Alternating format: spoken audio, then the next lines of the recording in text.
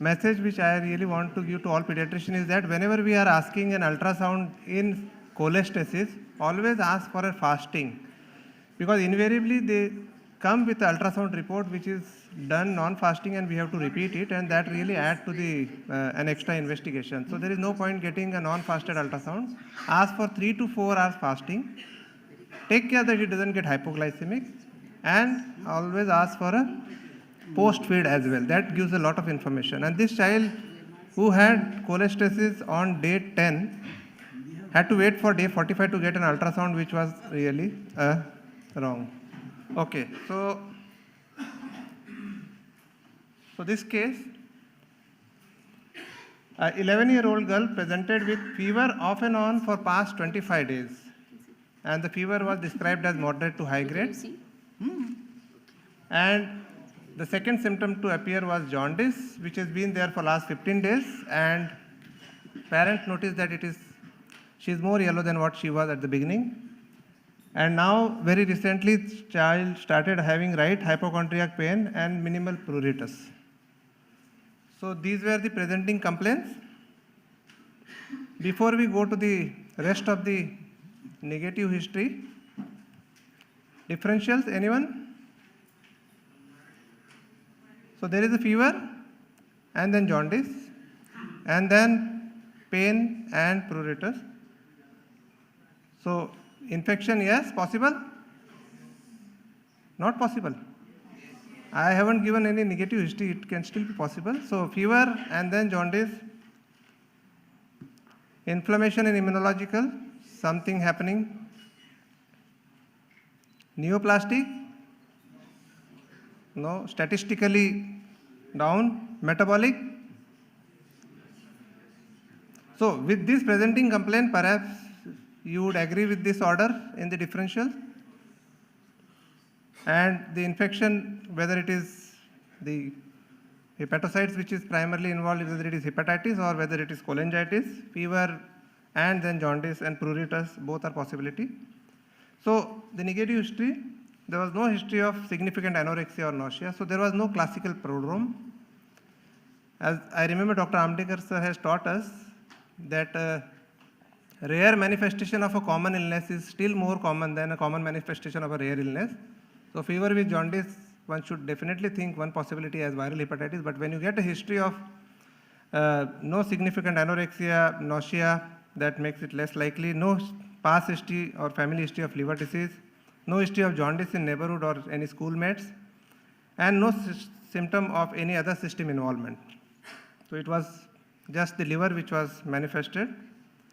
There was no history of pale stool, so there was history of pruritus, so we would like to really know whether there were other features to suggest that this was indeed cholestatic, significant, the severity of cholestasis. There was no pale stool.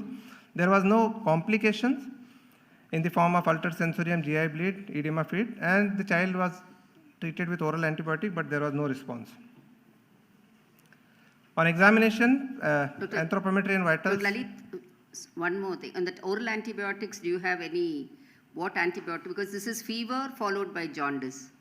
Yeah. What was the antibiotic? So he was treated with cephalosporin. Any CAM? 7 days of cephalosporin. And before that, he received some other medication which we did not have record. So, but he was perhaps presumptively. No complementary medicine and no. Yeah, no alternative medicines. So we thought that he was perhaps suspected to have enteric fever and he received oral cephalosporin, but there was no response to that. And on examination, he did have jaundice. There was mild pallor and there were small cervical and axillary lymphadenopathy which were not significant. Per abdomen examination, there was mild flank fullness with smiling umbilicus. Shifting dullness was present. Liver was palpable 3 centimeter, which was firm, and a span of 13 centimeters. Spleen was also palpable 1 to 2 centimeter below costal margin. So we have here the benefit of history and examination. So when we have the history and examination, now we have to first decide what is the pathology. Once we know the pathology, then we will be able to really streamline the etiological workup. Without that, if we just start looking for etiological workup, it will be a long list of investigations. So what he was worked up, he had a CBC with hemoglobin of 10, WBC count of 12,000 with a differential, so polymorph of 44 and lymphocyte of 50%. Platelets were 2.3. There was direct hyperbilirubinemia. Transaminase were raised around 2 times, 2 to 3 times. Alkaline phosphatase was 672 and GGT was 231. Total protein and albumin was 6 and 3, INR was 1.1 and the LDH was 780. So I think by this we will have some clue as to what is the pathology, where is the pathology, and then, so any comment maybe? Comment is a child with fever, then develop jaundice, now bilirubin is conjugated. We have got mild elevation of LDST. We have the biliary tract involvement, which is with alkaline phosphate and gamma GTL very high. And one more indicator is LDH there. So with LDH, high LDH, and this kind of thing, you have to think something more, which I will not tell at this stage. So sir doesn't know about it. So this case is, I don't think is anyone except Dr. Abha knows this. So this child, now the biochemistry clearly suggests that this is an obstructive jaundice. And so there is a fever along with. So, and the biochemistry, LDH now it is not a part of routine LFT, but you know, over the time we have learned that getting LDH, getting CPK has really helped us a lot. We have missed cases of myopathies presenting as deranged transaminases, you know, going on for long, and only when someone got a CPK done, we thought this is not of liver origin, this is of muscle origin, and you know, they were later. And similarly is the LDH, where it is very high. And Dr. John put a question in the morning that very high LDH, ischemic hepatitis, definitely. And other than that, basically it indicates some tissue necrosis happening at a rapid rate. So this was high. So with this background, there was definitely some obstructive jaundice. So the most important investigation which will help here is an ultrasound. So, but he was also worked up, the etiological workup, blood culture was done because of the prolonged fever which was sterile, viral serology was done which was negative, and the ultrasound was showing CBT to be dilated, 7 millimeter, with mild intrahepatic biliary radical also dilated, and CBT was traced till just below. The lower end was not visible and it was obscured by multiple lymph nodes of the size of 30 to 35 millimeter in the hilar region. Liver had mild coarse ecotexture, spleen was enlarged, and there was moderate ascites. So now if I have to go back to the differentials, what comes first? Infection can still be there, presenting some lymph node, whether it is tuberculosis or something. LDH is very high. Will there, LDH will make you put something else over other, or? I think largely if you see that the story runs with fever and then jaundice, infection is unlikely. So we keep in mind that. Yeah. Therefore, it's a non-infective inflammatory disorder. You have a biliary tract majorly involved, then the hepatocytes, which almost suggests that it's not a primary hepatocyte disease, but it's primary a biliary tract disease, which subsequently will have some effect on it. So this must be a primary biliary tract disease coming out of an inflammatory disorder. Now we have a lymph node, diagnosis histiocytosis. So that is one possibility. Anything else?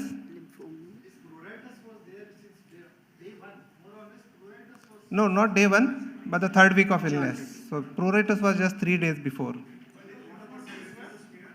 The other lymph nodes were small. The lymph nodes were mainly in the abdomen, yes. The peripheral smear said no abnormal cells, you are closer to that.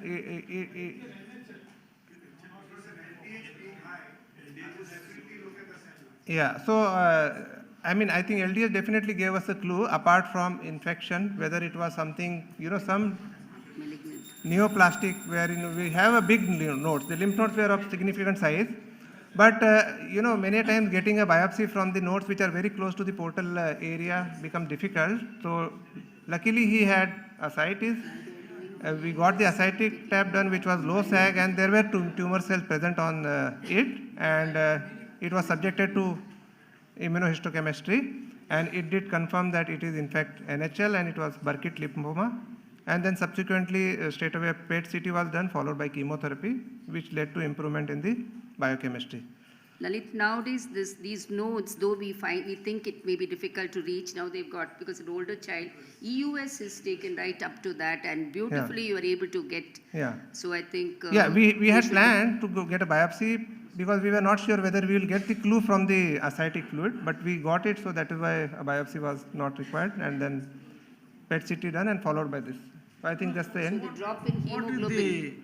the hepatobiliary involvement? Here you mean to say the lymph nodes were pressing Compressing. on the porta, Yeah. producing biliary obstruction. Yeah, it was an external. Not that the liver infiltration. tissue parenchyma is involved. Yeah, so the Huh? Biopsy should- Burkitt can yeah, have biopsy. infiltration. Biopsy also. Burkitt can have infiltration in the biliary tract per se, as well as they can have infiltration in the small bowel as well. But here it appeared that it was just the extensive compression, and But preferable to do a biopsy with this type of Liver. We don't know whether there was a liver involvement or no liver involvement. staging changes. yeah, I Along mean, with the obstruction because of the lymph nodes,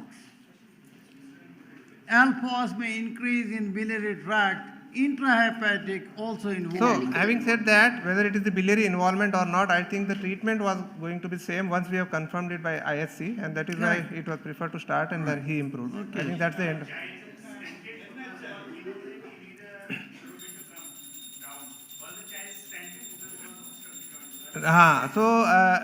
If you are suspecting cholangitis, he has a good suggestion. If you are suspecting a cholangitis, stenting and relieving the CBD is definitely helpful. It may also be life-saving in some. But here, when we got the diagnosis of lymphoma, the oncologist was very, optimistic that Burkitt's carries a better prognosis in childhood. And once we start treatment, it will perhaps not need an intervention. And secondly, the site of block is high up in the hilum. What the stenting will not work. Actually, you will not be able to reach that well. Technically, it is very, very difficult to do. we may And have. don't press for stenting. You have a diagnosis. Yeah, once we you have a treated, treatment that's fine. available, yeah. Stenting I would not advise because with stenting you convert a non-infected biliary system. Into infective. So there are inherent risks with that. If there is an overwhelming sepsis, maybe his point is that if there is an overwhelming sepsis where, yeah. Correct. Even in a PSC situation where we have to be very careful about it. Absolutely. Secondly, chemotherapy you are going to give to the child, so you need to be extra careful. Yeah. Correct. But I think that report of a tapering at the lower end of CBD was little thing. So probably an No, amount- not seen. It was not seen. Not Lower end was seen. not seen. Not tapered. Not tapered, not seen. We have done where we feel that if the primary set of viruses are normal, then the second level we have done Epstein-Barr also, and we have in fact diagnosed patients with Epstein-Barr acute EBV hepatitis also, wherein we have found others abnormal. No, it's unlikely to be a hepatitis-like Yeah. illness because your ACE-ALT levels are not that high. And secondly, the presentation is the fever with high alphas, gamma GT, it's unlikely. Thank you, Dr. Lalit. Thank you. We can call it. Yeah. One more, sir. One more.